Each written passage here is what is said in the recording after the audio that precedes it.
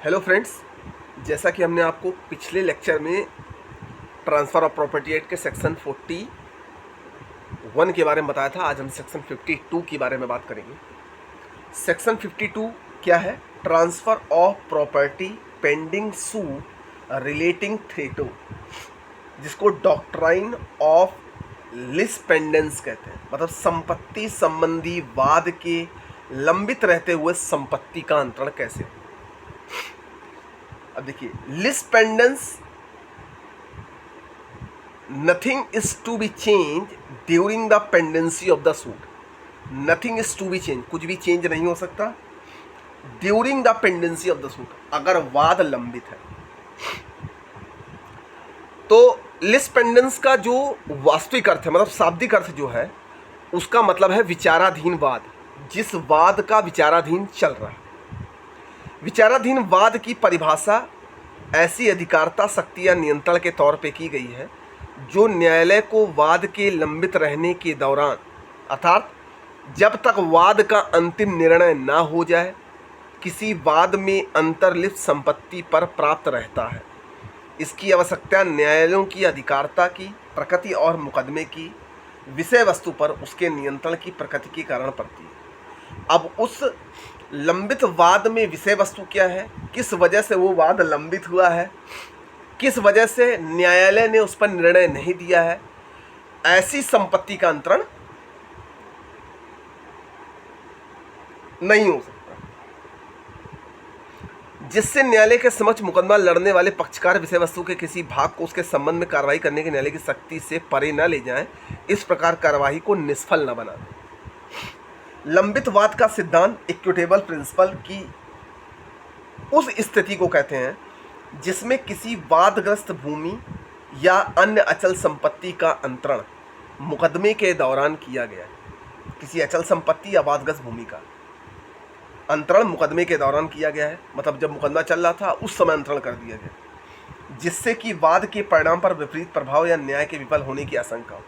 अब जाहिर सी बात है कि जिस संपत्ति पर वाद चल रहा है, अगर उसको अंतरण करेंगे तो न्यायालय उसके निर्णय को देने में थोड़ी आशंका होगी। इस सिद्धांत द्वारा ऐसी संपत्ति के क्रेताओं को आगाह कर दिया जाता है कि उनका हित न्यायालय की डिग्री के मातहित रहेगा।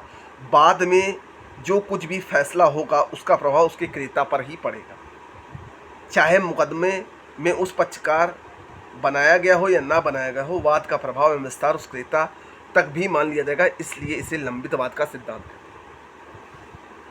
अब इसको अगर हम मोटी भाषा में समझते हैं तो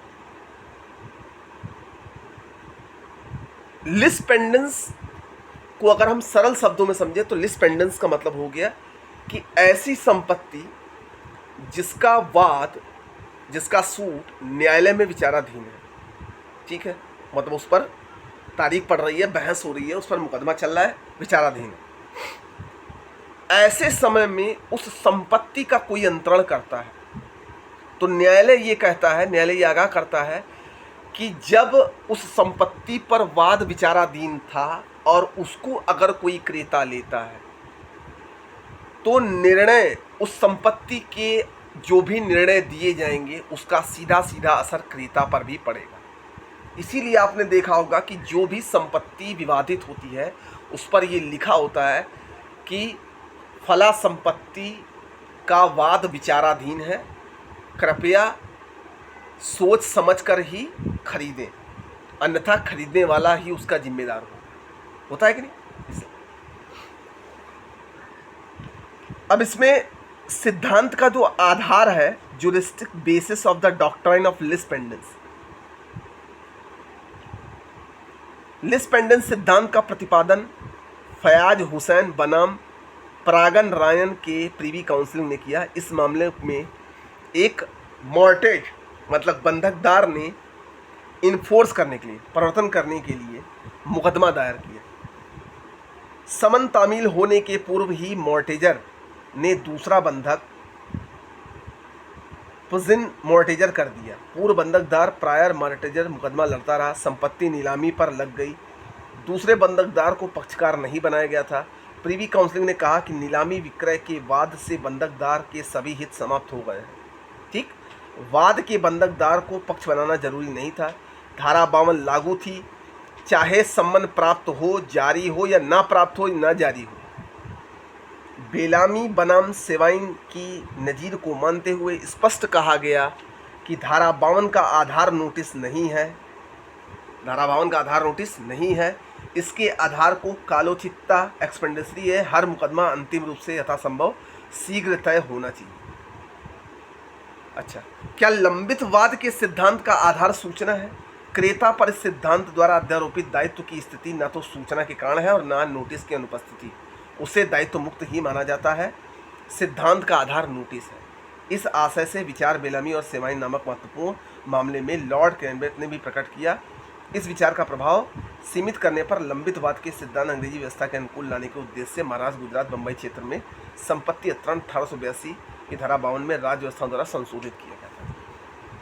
मतलब जिस संपत्ति का विचाराधीन चल रहा है उस संपत्ति पर कोई सूचना या नोटिस होनी चाहिए, ताकि क्रेता खरीदने से पहले जांच परख ले कि ये संपत्ति कहीं विवादित तो नहीं है, विचाराधीन तो नहीं है।